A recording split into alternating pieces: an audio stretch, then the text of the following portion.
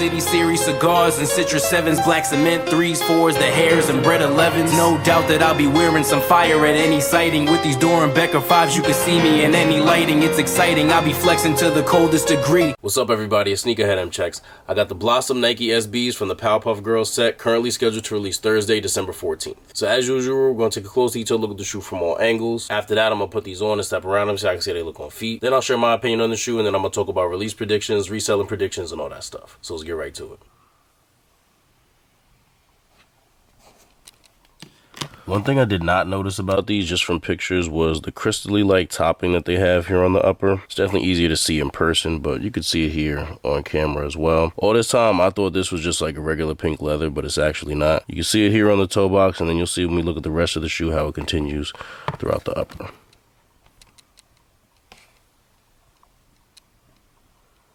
Orange laces.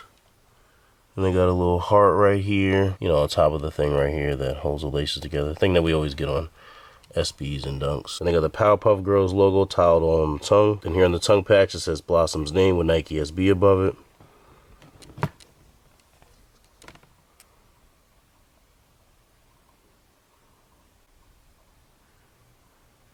Like I was just saying, that crystally topping continues on the rest of the pink. I guess you can see it a little bit more right here, but no matter what angle I hold it on, it does not show up as heavily as it does in person. But I think I see what I'm talking about.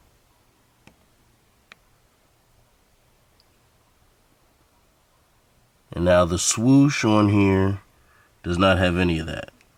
It's no crystally topping, it's just a straight leather. All black midsole.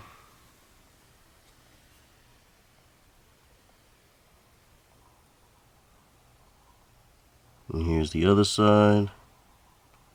Now, just like the other two Powerpuff Girls SBs, these have the 3M trim around the swoosh and around all the edges and stuff. Looks pretty dark right now. Like, it probably looks almost black or maybe like a dark gray from here. If you look at them in the dark with flash, you'll see how the 3M reflects. Same way a lot of Jordan 5's tongues do. Only difference is on these, it's a more iridescent tone to them, whereas Jordan 5's tongues be straight up silver. But yeah, the 3M reflects with the flash.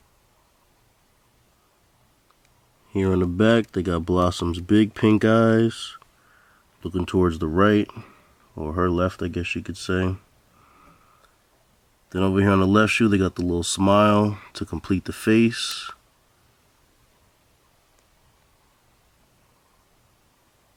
On the back side of the tongue on the left shoe, it says the Powerpuff Girls and all related characters and elements are copyrighted and trademarked by Cartoon Network. Then they have the Powerpuff Girls logo and the Nike SB logo under it. On the right shoe, it says Nike and the swoosh name and logo are trademark and your guarantee of quality swoosh. Then it has like I don't know if that's supposed to be an Easter basket or what. It's got the little bunny in it and the little, yeah, I don't know. But they got a silky polyester-like interior. They come with an extra pair of black laces. Here how the insoles look. The right insole has the Powerpuff Girls' arch enemy, Mojo Jojo, covering himself with his cape. Then towards the bottom, they have the Powerpuff Girls logo. On the left insole, they have the Nike SB logo at the bottom and a bunch of fighting onomatopoeia on the rest of that insole. And this left insole is actually identical on the Buttercup and Bubbles pairs. The only difference is Blossom has pink up here and down here and like around here and stuff. Buttercup has green and Bubbles has blue. Now there's a little bit more variation on the right insoles with Mojo Jojo. If you watched my Buttercup review, you already saw this one kind of looks like he's running from something. And I know we didn't review the Bubbles pair yet. That's coming right after this video, but that's the insole for that where he looks like he's kind of plotting on something. So here are how all of the insoles look next to their respective shoes.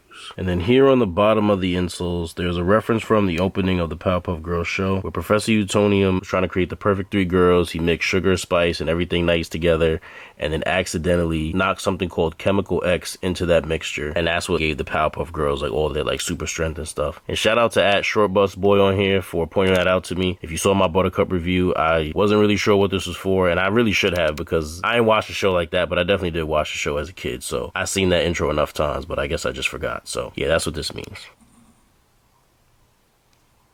Beautiful light pink outsole on these. Definitely a lot lighter than the pink on the upper, which you can tell from looking at them from the upper, but I guess I just didn't expect them to be this light. But They look nice. Nothing special about the box on these. They got the off-white color, gray Nike SB logos. But on the inside, they got this special paper. Now for unravel it, you can see it has all 3 sisters on it. They definitely could have did more, like with the box specifically, but this is pretty cool. And here's the box label. A lot of people got these with either no box or a box that don't got a label. So this may be the first time you see, like you probably seen these all over the internet. This may be the first time you seeing the box with the box label. But yeah, this Nike SB Dunk Low Pro Quick Strike in the Lotus Pink and Digital Pink colorway. So they just gonna act like there's no orange in the shoe, no black, none, just 2 shades of pink. I don't understand why they be doing that. Like, I don't really care, but y'all had all this room. Y'all could have put orange, black. I don't get that. Here's a quick all-around view of the shoe.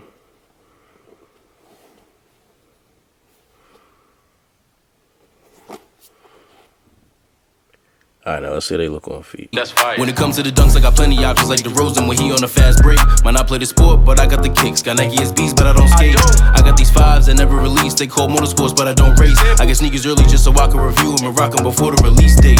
She wanna pull up and see the collection. She heard that I got all the Jordans.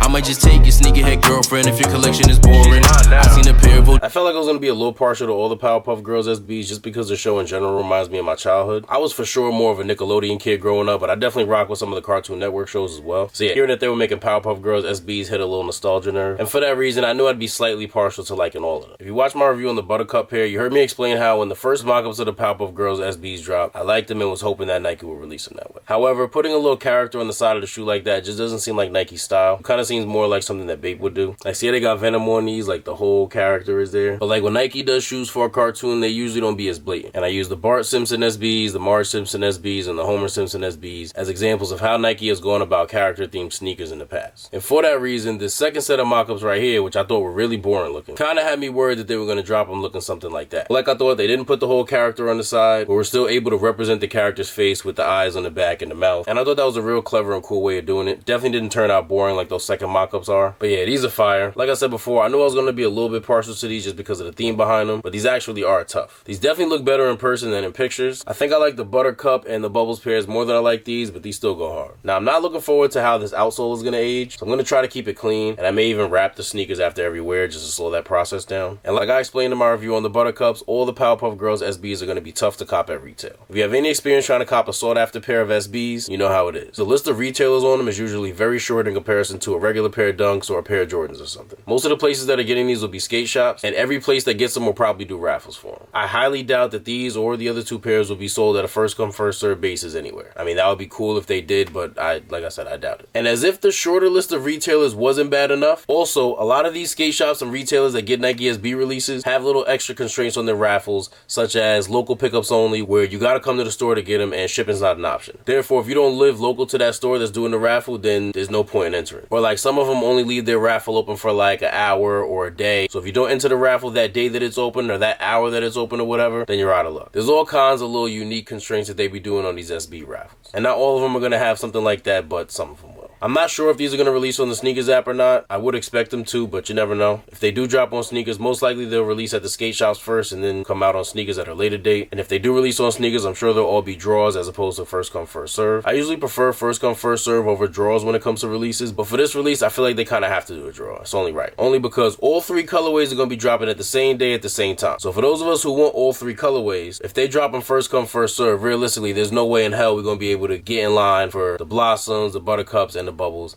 and realistically have a shot at getting all 3 for retail. There's just no way. But with the draw, they give you your 10 minutes. You can enter all 3 of them now. Chances are you're not going to hit all 3 pairs that way either. But at least you got a fair shot at all 3. Whereas like first come, first serve, those of us who want all 3 pairs, you're going to have to almost like pick and choose. Like, all right, which one do I want the most? I'm going to go for those first. And then the ones I want second best second. Like the draw doesn't put you in that position. Let you enter for all of them. And then, you know, like I said, you can't expect to win all 3 of them, even if it is via draw. But at least you got a fair equal shot at all of them. But yeah, regardless, if they release on Sneakers, that'll be the best shot that we have have at getting them for retail. I know a lot of people swear they never went on the sneakers app and how their account is cursed or whatever, but even those people would have a better shot at getting these on the sneakers app than they would from a skate shop raffle or one of the other retailers. The sneakers app being Nike, you can expect a lot less backdooring to be going on their end, and also higher stock numbers to begin with. So yeah, hopefully they end up releasing them on sneakers as well. These will definitely be a good flip for resellers. I believe retail is going to be $135, and come release time, I'm expecting these to be reselling for around like $400, something like that. It's kind of tough to guess this early, but that's what I'm thinking. Not sure if it'll be a good idea to hold on to them or not. I could kind of see it going either way, but chances are it's probably best to just flip them as soon as possible as opposed to waiting. Good luck to everybody on copping these. I'm wishing you the best of luck and getting them in your size for retail. If you haven't seen my review on the Buttercup pair, make sure you go check that out. I got the Bubbles review coming right after this, so if you're not already subscribed to my channel, make sure you do that and tap that little bell icon next to the subscribe button and select all. That'll set you up to get notified every time I put a new video out, so when I drop my Bubbles review and all my other future early reviews, you'll get notified and you won't miss out on anything. If this video is helpful or informative in any way, I really appreciate if you give it a thumbs up. Thank you all for watching. Everybody please stay safe and healthy out there, and I'll see you next time.